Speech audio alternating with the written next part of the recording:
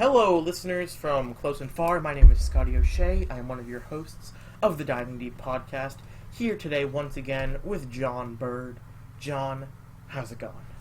I've sprained my ankle, Scotty, as you know. I'm on Advil, and I'm drinking a Pepsi right now, so I'd say I'm pretty good. How are you doing, Scotty? I'm alright, you know. First week back in school this week, 5 days. What a nightmare, you know. Oh, yeah.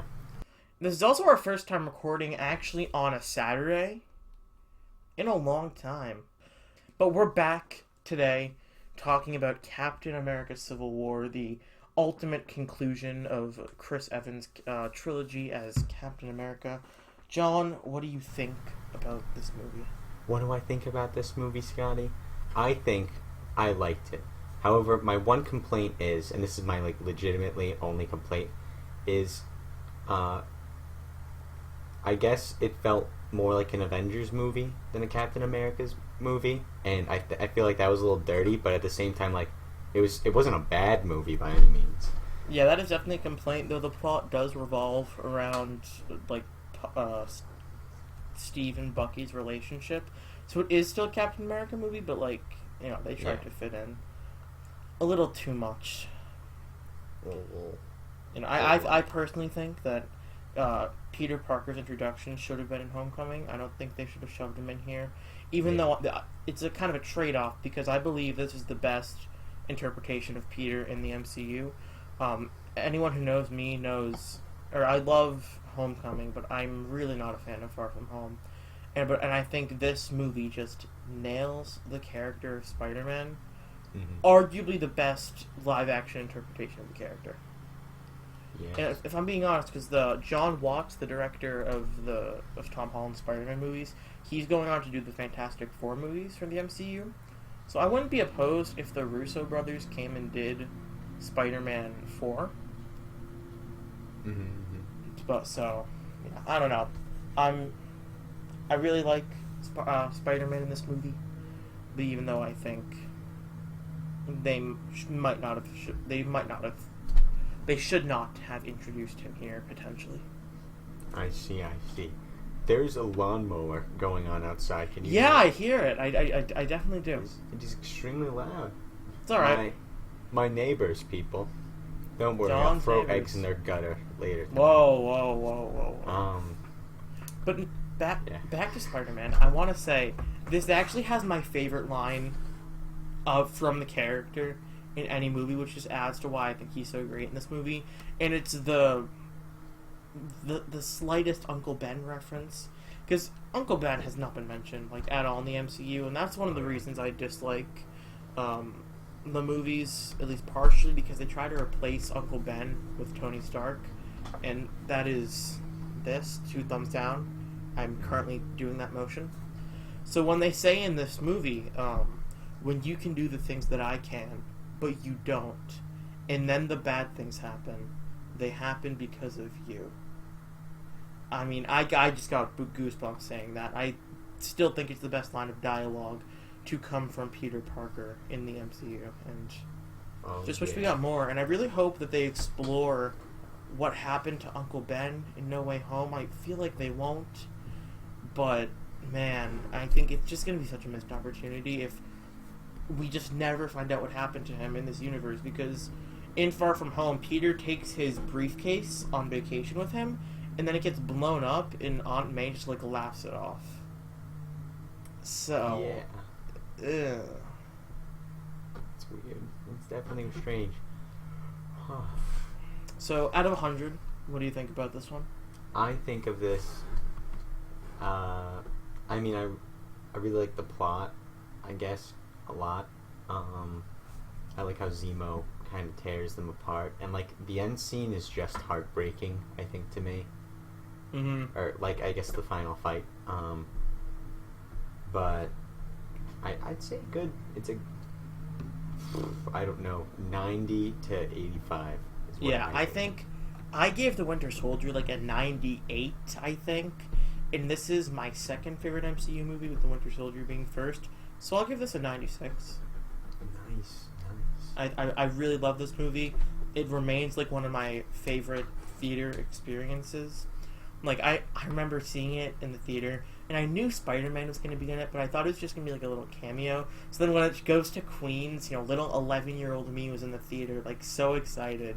Mm-hmm. And I still get excited whenever that scene happens, you know? It's pretty great. It is truly, truly an amazing... I mean, Tom Holland's Spider-Man, while it may have its flaws, is probably a very good... I mean... What do you think is the best interpretation of Spider-Man? See, I think it's tough for me. In my opinion, Tobey has the best movies, and then Tom, and then Andrew.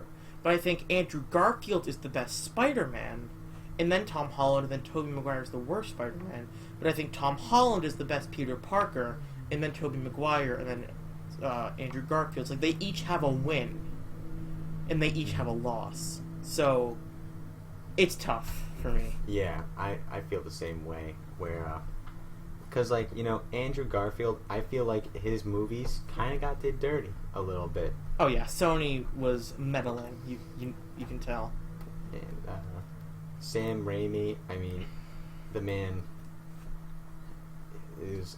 Those are the Spider-Man movies I grew up with, but I didn't realize how good it could get until I started seeing the, I guess...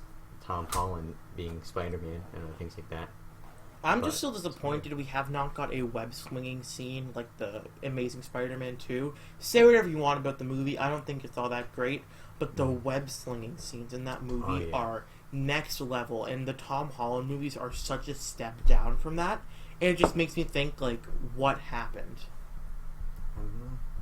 Because, yeah, definitely. I mean, in Far From Home, we kind of got it, but not... Like that scene at the end? Yeah. Yeah. But, like, you know, that shot in Amazing Spider-Man 2, and you see him just, like, going throughout New York City, it's just some of the best CGI I think I've ever seen in a movie. Yeah. I don't think that's too bold of a claim. I think that's pretty accurate. And then you just look at what the swinging they have in the Tom Holland movies, and it's like, Like, there's barely even any swinging in Homecoming. Mm-hmm. And then Far From Home is pretty good, but it's just not enough. So, yeah. I'm now going to play PS4 Spider-Man after this. As replay the whole thing all over again just for the web swing. I need a PlayStation just to play that game, man. I tell you. Amen. I also want to play like The Last of Us and other games, but so sad. So back to the movie. And I think the best introduction in the movie was Black Panther. Oh yeah. Rest in peace, Chadwick Boseman. Love you to death. You know. Mm-hmm. Truly the best actor for this role. And I'm thrilled that they're not recasting. And a lot of people wanted him to be recasted because, like, we've had so many Batman and so many Superman and so many Spider-Man. So why can't we have another Black Panther for all, like, the little black boys to look up to? And, like, yeah, I understand that. But, like, from a comic book point of view, if they want to make their own Black Panther movies, like, non-MCU, sure, go ahead, cast another actor. But Chadwick just had such an impact as Black Panther that they just can't recast him. It's not like Rhodey, where Terrence Howard played him for one movie, or Bruce Banner, where Edward Norton played him for one movie, and then Don Cheadle has gone on to do it, Mark Ruffalo has gone on to do it. Chadwick played him in 4 movies. Yeah. So it would just be way harder to recast.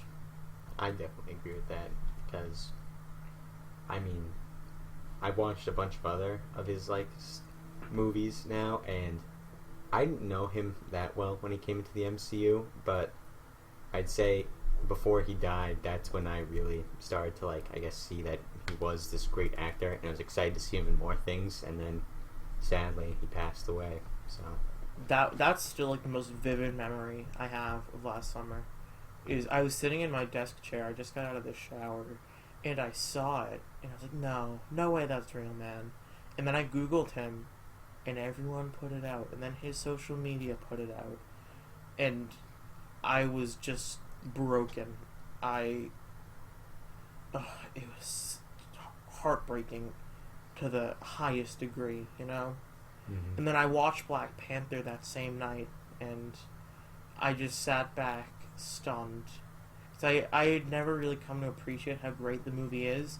I didn't see it until like a month after it came out in theaters, So I still thought it was really good, but I didn't think it was like as amazing as so many people were saying it was. But then I watched it that night, and I was like, yeah, this is one of the best superhero movies ever made. Yeah.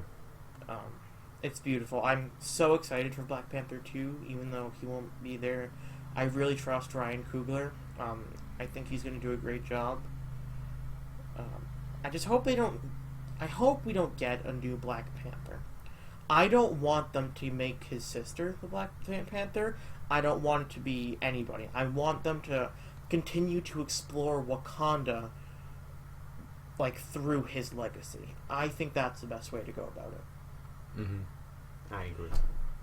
Because, like, all these people are just, like, already, like, dead set, oh yeah, it's just gonna be Shuri. And even though that's the easy answer, I think people forget that Killmonger burned all of the herbs that allows you to get the power of the Black Panther. Nobody should be allowed to become the Black Panther again. That power is gone from the world. Mm-hmm. So, but you know, they're probably just gonna BS, and Shuri's gonna be like, oh yeah, I'm a genius, so here's this new technology that lets me be Black Panther.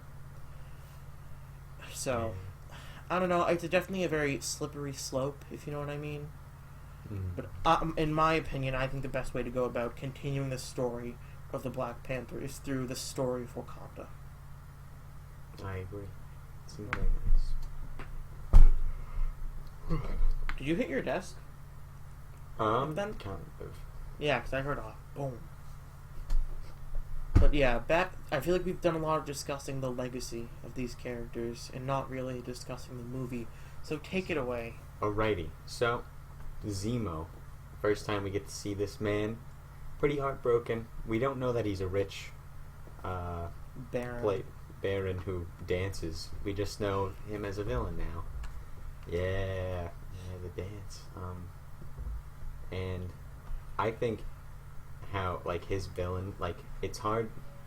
I mean, it's pretty easy to dislike him, but at the same time, it's like he has a purpose, which I feel like pretty much all of the MCU's villains have some kind of overlaying, or at least I guess in the new ones, because Iron Man didn't really have one. Neither did Captain America. But what's it called? They made him more humane. Yeah. And then, well, he took it to extremes because he's kind of an extremist. Just a little bit. And he blew up some guy's dad. Black Panther's dad. Everybody was talking, like, during the Falcon and Winter Soldier how much they love Zemo now, and I'm just like, do you forget how he bombed the United Nations and killed King T'Chaka as well as many other people? Like, and then he framed it on Bucky, and I feel like Bucky almost, like, forgot about that. Yeah. I think they definitely should have brought that up again, how, like, Bucky said, I think Bucky should have brought up in the show, you framed me for the death of so many people. And even though, yeah, they don't really trust each other, it should have been more directly addressed, the complicated relationship of the characters. Mm-hmm. I agree. And the overall, like, how he's just able to warp the minds of everyone. I mean, Tony at the beginning of the thing is already in loss of, like, this one kid's death at the very beginning of the movie, and he's just going through all these twists and turns, and then he finally learns that Bucky kills, or the Winter Soldier kills his mother and his father, in which case he just kind of loses it at that point. And I don't know, that scene really hurt a lot to watch, I think, because while Bucky didn't necessarily do anything wrong, it was just so sad. I can't think of anything. Yeah. This is an interesting movie, that's for certain. It's so good because, well, just many reasons, you know? Mm-hmm. I feel like I'm just running in circles here. The scene with Spider-Man and Bucky and Sam is so good. Every time it makes me laugh. Hey buddy, I think you lost this, and then, like, he throws, like, the half of a car at him or something, and then, you have a metal arm? That is sick. It's and then when Sam like rams Red Wing right into Peter and he goes like flying out the window. So beautiful. Apparently, the writer of the Falcon and the Winter Soldier said he wanted Spider-Man to show up in Episode 6, but Kevin Feige was like, "No, stop it. Like that wouldn't make sense. It has to like occur organically or something." Mm-hmm. Which I get, but I think it would have been cool to see. Because he is in New York. He is exactly. So for him to show, and this is before Far From Home, so he wouldn't be like on the run yet. Mm-hmm. So they could have definitely threw him in there, but I get why they didn't. Like if he showed up in like if he showed up at the beginning or something of the show and then like came back at the end, sure, but like you don't just throw him in right at the end to come and help out and save the day and stuff. Oh yeah. It's all about the flow of the show. What did you think about Wanda in this? Because, I mean, we got to see some of her and Vision, and her throwing Vision into a great hole, and then piling cars on top of Tony Stark. I mean, she was definitely very powerful in this, but I don't know. Vision. It's just, yeah, Vision, man. That scene, like, where they're just, like, cooking and shows Vision trying to live a human life, it just represents, like, so much to the character and how much he really tried to be a person when he was, like, this outsider. Mm-hmm. So good, man. Paul Bettany, hands down. So good. Round of applause.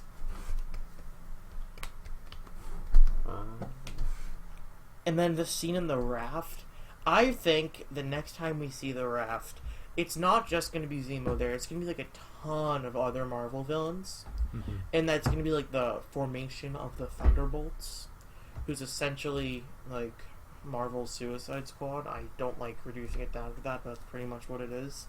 Mm-hmm. That would be very interesting. Amen. Yeah, for movies, we haven't seen much of the raft.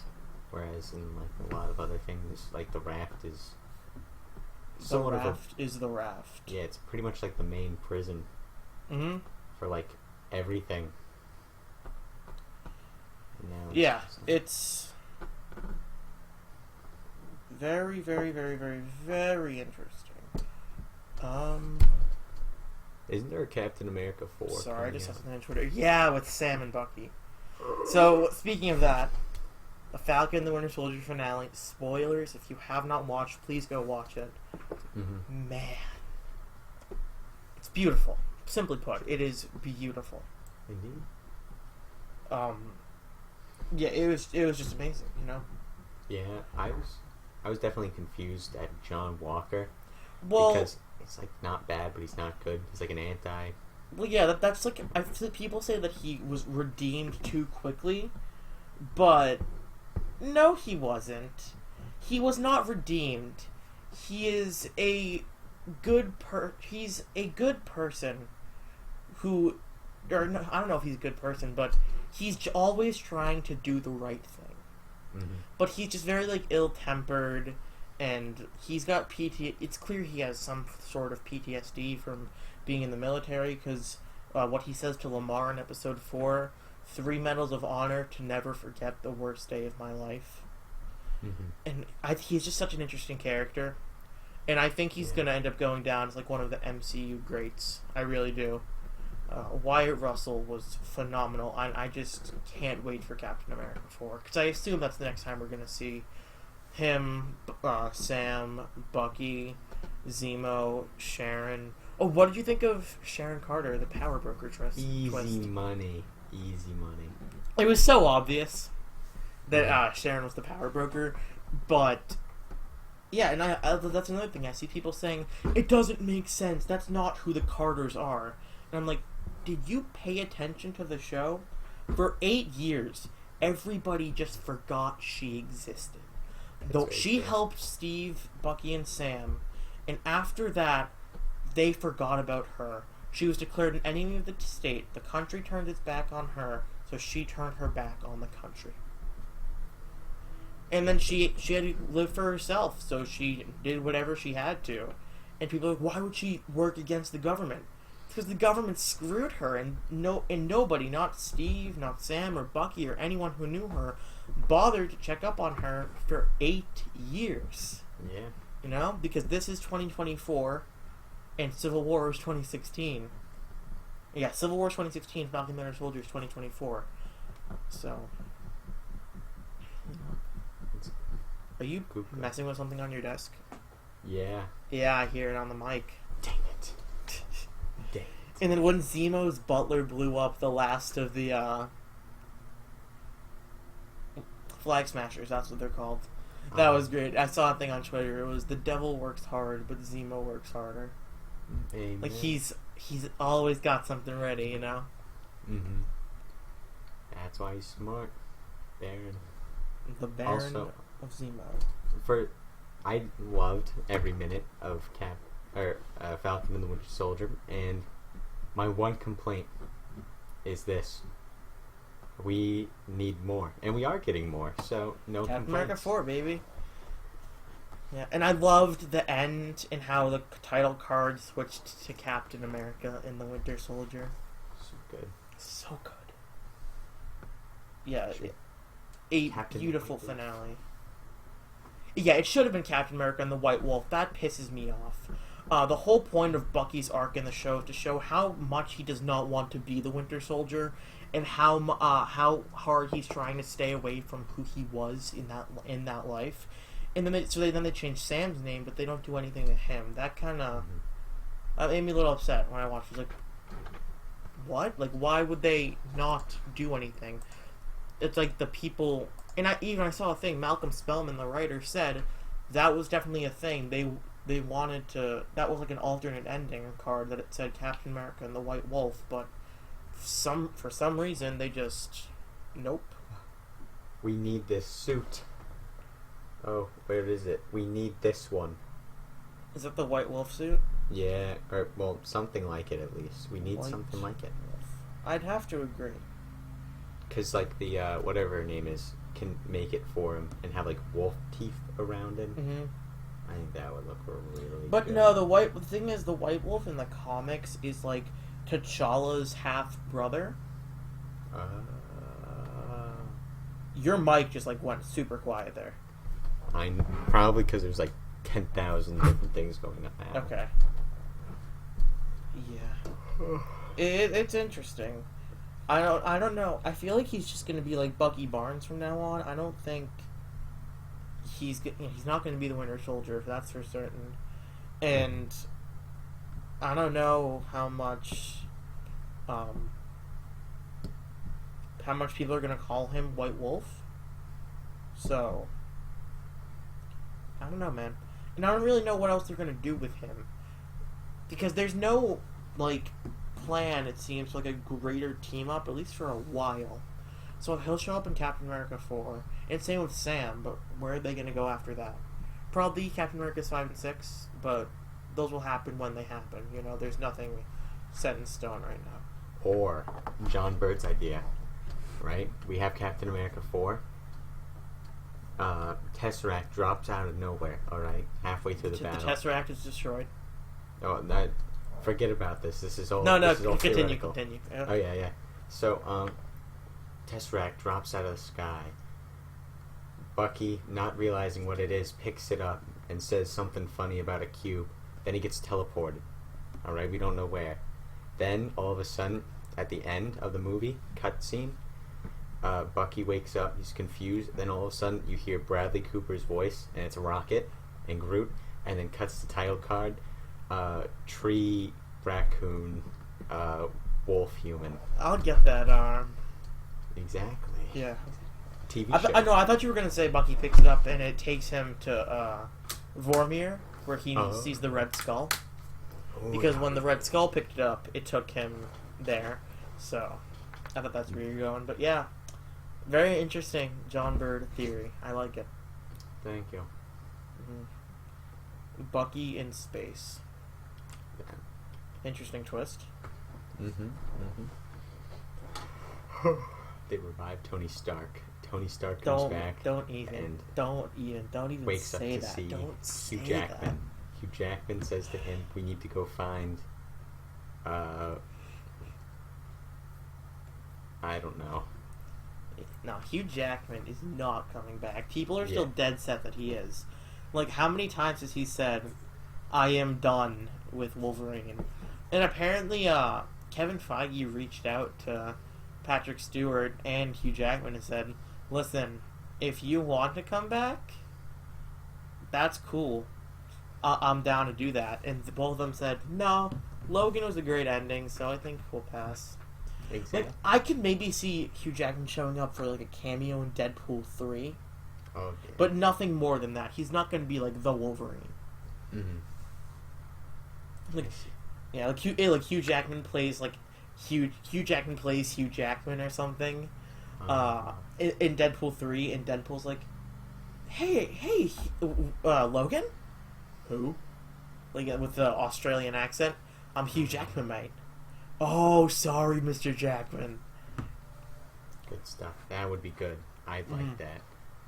Deadpool 3. Cannot wait. Are they making a third one? They're totally making a third they are. one. Set in the MCU.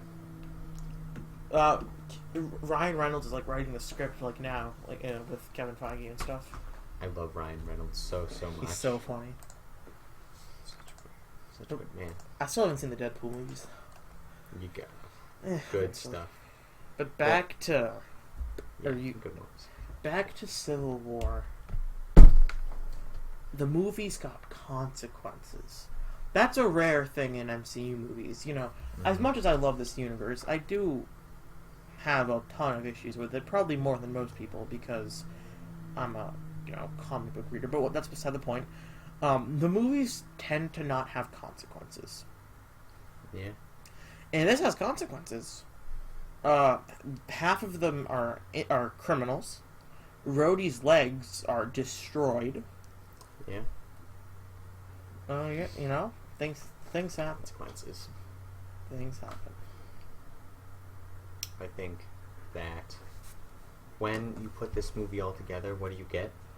A setup for Infinity or Endgame, which one came. Infinity War. Infinity War came first. I knew that. Don't even tempt me. All right. And it shows they split up, but then they gotta come together for the greater good. Yeah, exactly. The reason that they lost is because they weren't together. You know, that's why they lost. Because if the Avengers were together, and all of them would have been in Wakanda. To protecting Vision, Vision and Doctor Strange, and then the Guardians would have showed up too eventually because Thor. So everyone would have been there to help take down Thanos, and they would have won because they were all working together and they weren't split up across Wakanda and Titan.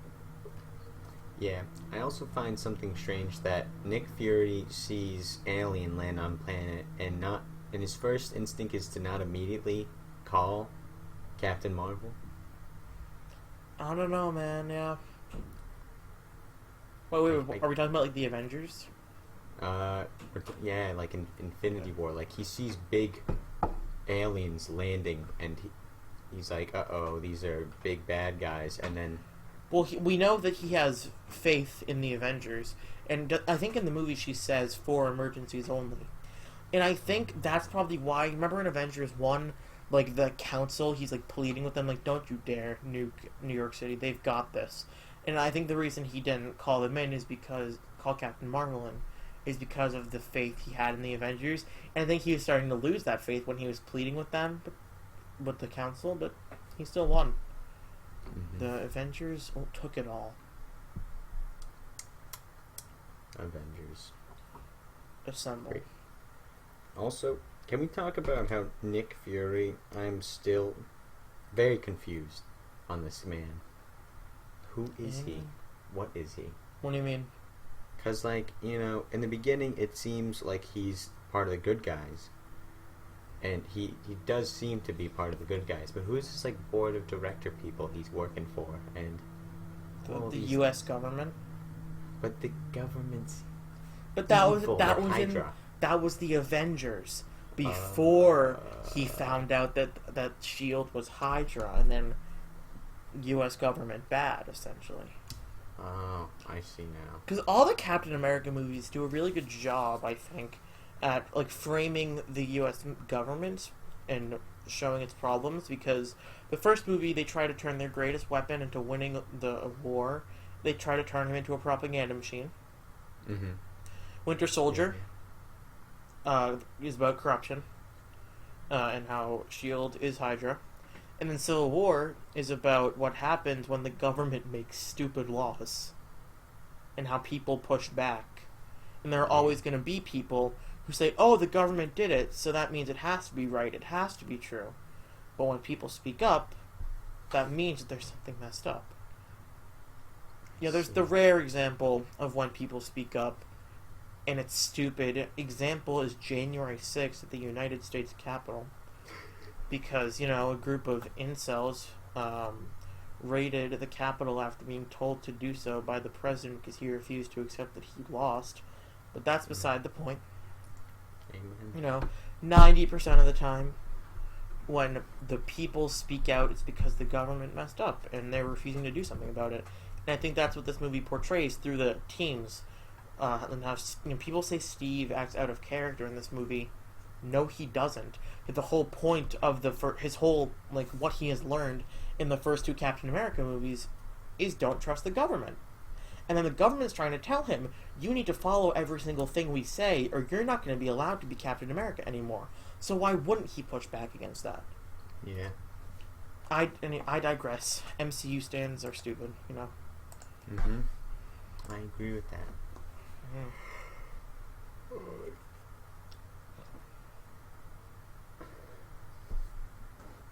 Scotty, what Yeah. do you think that now, because, what's it called? Falcon and the Winter Soldier has also dealt with the government and how it did not help the refugee people, but it also, it was refusing to do something like that. What do you think the fourth one's going to try and do with the government? See, I don't know, because I think the the Falcon and the Winter Soldier did it so great with Sam's speech at the end about how, I'm not white, I'm not blonde, no blue eyes. I just believe no super serum. I just believe we have the power to do better. You can feed 1 million people with a phone call, yet here you are debating a way to send these people out of this country when you're the only people that can help them. And I think that was just so great. And the ending got me emotional with Isaiah Bradley. When people find out what he did, Oh yeah, that was good. and how he started crying because of what Sam did to him. Man, good stuff. It hits hard. It's hard. Mm-hmm. Do you think we'll get this is totally not going to happen, but it would be cool if we got an Isaiah Bradley in Vietnam going around? Well, actually, no. I don't want that. What? And I did want that as the show was coming out. Then Malcolm Spellman, the writer, he said, we never even considered that because it takes you out of the emotion and the rawness and the depth of the character. And I was like, yeah, that's actually a really good point. If they didn't leave it up to interpretation, we might not be viewing Isaiah Bradley in the same way. And it's because we have to take his word for it, and all the pain he personally has suffered, and how we watch our main characters learn about his suffering. That's how we get impacted by it greater. It's like the fundamentals of screenwriting, Mm-hmm. The rule tends to be show, not tell. But it's a situation exactly like this, when you tell and you don't show to impact your audience in a greater way. I see. Rambo impacted me when they showed his torture scenes from Vietnam. Who? Rambo. Have you seen Rambo? I have not seen Rambo. That's a good movie. It's basically Sylvester Stallone. Aren't there 16 of them now or something? Oh, there's a good number. I've only seen the first one, actually first two. Because the first two are part 1 and part 2, Mm-hmm. and that's about as far as I want to go into this. But the first one, he comes back from the war, and these police officers lock him up and then like tie him up, and then it gives him PTSD, and he thinks back to Vietnam. So then he escapes the police office. So now the police are hunting him down, but he's ex-Vietnam guy who has like crazy combatant skills. So it's basically him outrunning the law the entire movie. And then the second one, he goes back to Vietnam, and that's awesome. Wow. I think they should add him into the MCU. Just saying. Rambo. Yeah. Well, they can't do that because Sylvester Stallone is already in the MCU. He was in. He was like a member of the like the leader of the Ravagers in Guardians 2. Oh yeah. Dang it. So that's kind of wasting. Like when you have an actor, when it's an actor like Stallone, and you just kind of waste him like that. Mm-hmm. I hope he comes back in Guardians 3. Oh yeah. But I don't know. Was he the guy who said like goodbye to Jon too? Yeah, like, he was the one who told him, because you took in Peter, you'll never really be a true Ravager, and you won't have like the Ravager funeral. But then he shows up at the end to give him the proper send off. And Guardians 2 is just great, you know. It really is. Not as good as the first one, but it's still so good. And the cinematography is actually my favorite part. If you look at like Ego the Living Planet and all of the stuff on that planet, chef's Muy kiss. bien. Muy bien. Yes, muy bien. So good. So good. So good. Too good. It really is. Yeah. I don't know what else to say about the Civil War movie. It's a great movie, you know. That's all we gotta say. But I feel like there's something we didn't talk about, something big. But I can't name it off the tip of my tongue. The airport scene. No. Oh, yeah, we actually didn't talk about the airport scene. Man. Was that a great battle? It is a great battle. It's kind of bland. It's just very gray. Yeah. That's like I notice that every time I'm watching. Like, there's not a lot of color here. It's like they put a gray filter over it. But it is a good battle in itself because you have all the individual encounters. I think the best of them, by far, is Captain America and Spider-Man. Oh yeah. Yeah, and it's just so good. Like the Brooklyn and Queens, and I just love. I wish we got more of those too. You know. Mm-hmm. You know, I think they leaned too hard into his whole dynamic with Iron Man. And I think it would have been good to see Tom Holland interact with Captain America a little more. Because Captain America and Spider-Man, like, their ideals line up a little better. So why they didn't choose to lean into that dynamic a little more is beyond me.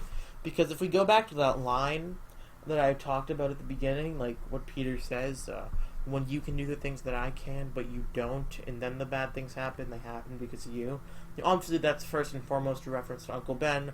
When you can do the things that I can, bit by a spider, powers, but you don't, not stopping the robber, and then the bad things happen, robber shoots Uncle Ben, it happens because of you, he blames himself. I think that line also proves that if Peter knew the full context of the situation, he would have sided with Captain America. Mm-hmm. Yeah, definitely. And just goes to show how Tony Stark just keeps manipulating children, like, or not. He doesn't do that often, but I just feel like they kind of ruined his character for me after Iron Man 3. It just feels like he learns the same thing constantly, and then like unlearns it, and then has to learn it again the next time he shows up, because you know he's fighting in this movie for the military or for the government to control the Avengers. So why would he recruit a 15-year-old to help him? I don't know. And then they do the same thing. They do the same thing in Far From Home. They say, "Oh, Tony left you this: a pair of glasses capable of creating a strike from a bomb strike from a drone in space." Why would he give that to a 16-year-old? Why wouldn't he give that to Pepper? Why wouldn't he give that to Rhodey? Why wouldn't he give that to Happy? Why would he give it to a teenager? You know? Yeah. That's actually one of my biggest issues with Far From Home. I think it kind of tarnishes Tony's legacy a little bit, because it seems like the writers just want to make him learn the same lessons over and over again, even after he's dead. Another big problem that I find from Far From Home is when Peter gives him the glasses. What's his name? Mysterio. The glasses. Like, he's supposedly an all mystical, all powerful being who can take down these elemental monster things. Now, why give him these glasses that have a missile on Earth, exactly, but don't do anything anywhere else? So spitting facts, Jon Bird.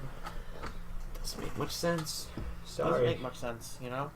That's why I'm frightened of Spider-Man: No Way Home. I just think they're gonna try and turn it into like another Disney Channel original movie when it has so much potential to deal with the most impactful movie for Peter Parker ever, as he's dealing with the world learning about his identity and he has to disprove it. So he goes to Doctor Strange and Daredevil and all of them to help him. But then no, halfway through the movie's just going to become the multiverse. Yay! Yeah. Hopefully, it's a good multiverse. I am frightened of that movie. It genuinely scares me. When I have nightmares at night, I have them about No Way Home. Have they gone good or bad, the nightmares? I don't know. Well, it's a nightmare, so I think that speaks for itself. Oh yeah, true. But I think that's it for today. I am Scotty, one of your hosts of the Diving Deep podcast. If you're interested in finding us more, you can find us on Twitter at divingdeep_pod. You can find us on Instagram there as well. And you can follow me on Twitter at Scottyo365. And you can follow John at JohnBird351655518. John, why don't you do us the honor of closing out the show? Alrighty. Hasta luego, baby. On God? On God.